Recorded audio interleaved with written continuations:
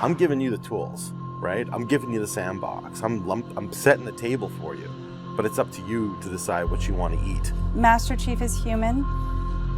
He's not a machine. He's not a set of armor with a big weapon. He's a human with resilience and courage. You know, and I was so looking forward to this moment because for Master Chief, you know, the stoic soldier, the man of few words, all that. But there was this progression, you know, in terms of his emotional side, even through the first 3 games. But this was going to be the great leap.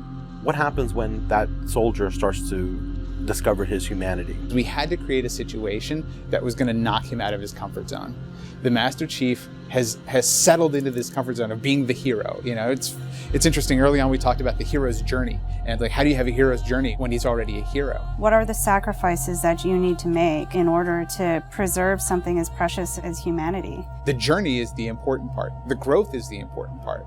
And so really, where does he still need to go as a human? That became the key to not just the story of Halo 4, but the entire trilogy. We're really examining what sort of burdens a Guardian carries. In a lot of ways, the story that we're telling with Halo 4 is about putting Chief in circumstances where he's forced to change. He's forced to take stock of himself. In a way, Chief is a Guardian. Cortana is Chief's Guardian. The Forerunners were the Guardians of their own universe, and they might have to make a decision that not everyone is going to agree with and that some people might condemn.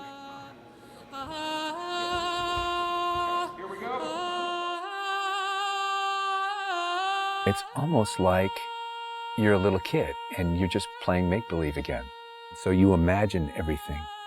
The table's here. The plinth for Cortana is here.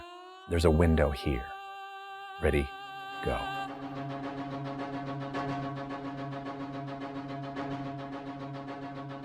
How can we immerse the player even more in this world that we've built around them? I'm not doing this for mankind. How can we have Chief have to deal with his own humanity? Everything had to be predicated by what the character needs were and what direction the characters needed to go in. The art direction specifically for Halo 4 isn't about creating an emotional tone for Halo 4, it's about creating an emotional tone for every single moment and experience that the player needs to understand.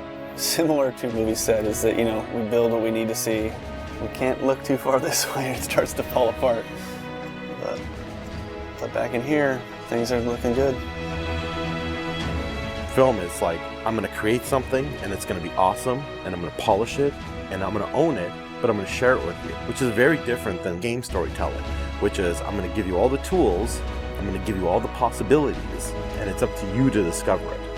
Answering questions and answering the directions that the narrative had already taken defined the path forward for us as we started to tell the story. We're always telling these huge, big stories. You've got Infinity, it's the biggest ship that has ever been launched.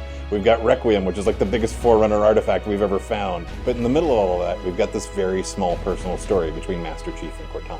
You tell a story with every detail that you put into a game. Immersion is really what allows somebody to believe your universe and also to become emotionally caught up in your universe. Ready to get back to work?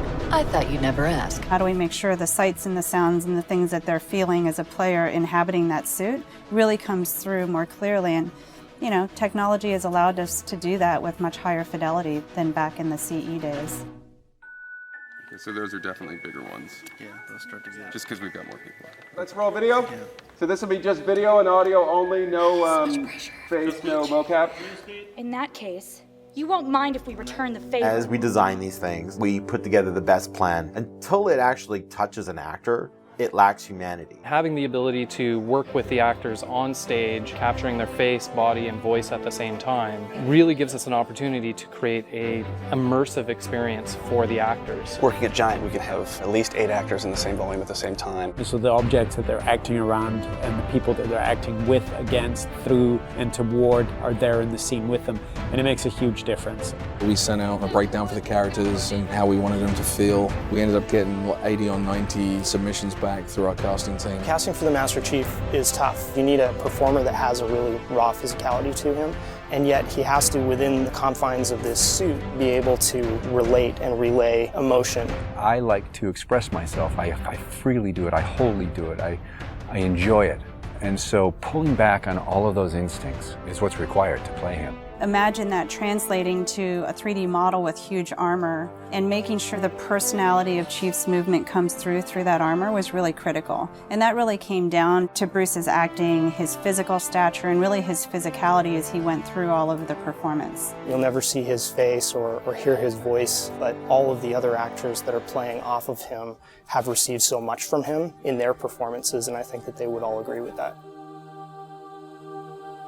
This is the low-res asset of Chief. We were afforded a little bit more budget since he's our hero. From the art process, storytelling is just about engaging the player. You don't have to answer any questions. You don't have to take them through a lot of loops of feeling. The player's engaged. I think you've got the start. So Master Chief's a difficult one because he's a dude in a helmet. There's such a, particularly in science fiction, such a fantastic history of people being completely realized as people without having their face as a tool. For us, it's making him feel like a real person.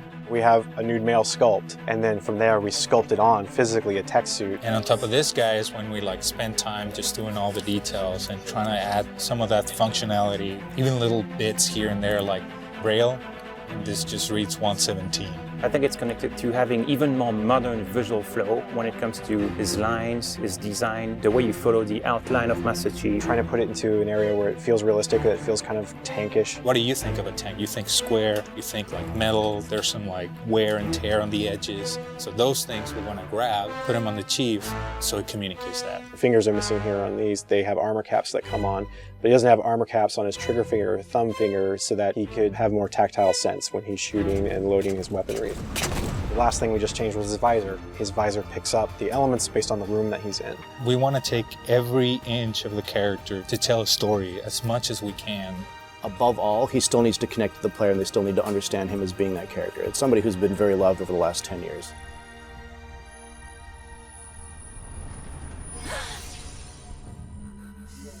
The irony here, right, is that we have a character who's not human at all in Cortana. I was put into service 8 years ago. She is the most human character that we have in the story. Right? She's struggling with her own mortality.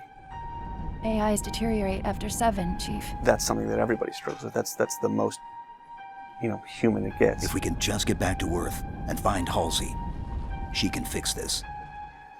Everyone has to figure out what it means to die. She's strong, she's convicted. She herself is going through a really difficult time in understanding the things that are happening to her. We were looking for somebody who really could bring just fire and stuff that's required for some of those sequences. We needed to make sure we found someone that had some innocence to her, but also could be very strong at the same time. If you imagine that you could have 20 emotions at one time, she has that. I will not allow you to leave this planet! She's really the heart of the game and the heart of Master Chief and explains what's going on and why it's a problem. I didn't mean to. I didn't mean to do that. Cortana is certainly our biggest human connection, I think, with the entire story. How can we see these subtle details in her facial structure? It's the Forerunner symbol for Reclaimer. So this is the baseline where we started from Cortana, and then we go through and tweak and modify, having all these different elements moving throughout her that make her feel alive constantly. We wanted to make it to where you could have code flow lines start from every digit from her toes to her hands, and then be able to flow all the way up into her head. What you experience is her taking care of you as a player from a gameplay perspective, but I think you also start to get a sense of how she takes care of the human side of Chief. Wake me when you need me. They spotted us. Bringing Jen and Steve in and having them layer their voices over the character performances in the cinematics, that just brought the whole experience together. You look at just the number of lines that the Chief has had over the course of the franchise, and it's not a lot. How much firepower would you need?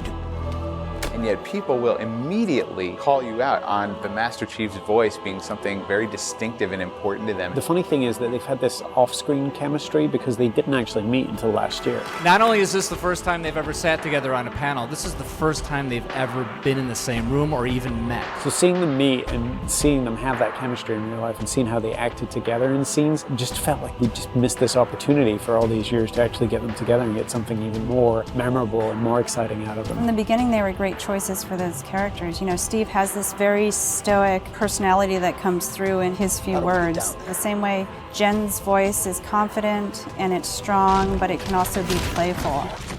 You do know you don't have to wait until the last minute just to impress me, right? In many ways, Halo 4 is the first act. We want a player to be able to ask themselves what it is to be a hero. Is the sacrifice worth it? I often think of him as like Atlas, you know, like he's got the weight of the world on his shoulders all the time. Chief and Cortana are the same person, but she has always been the reflection of his humanity.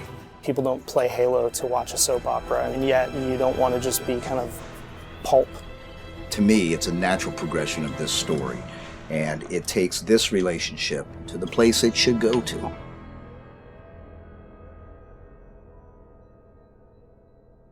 Don't make a girl a promise you can't keep.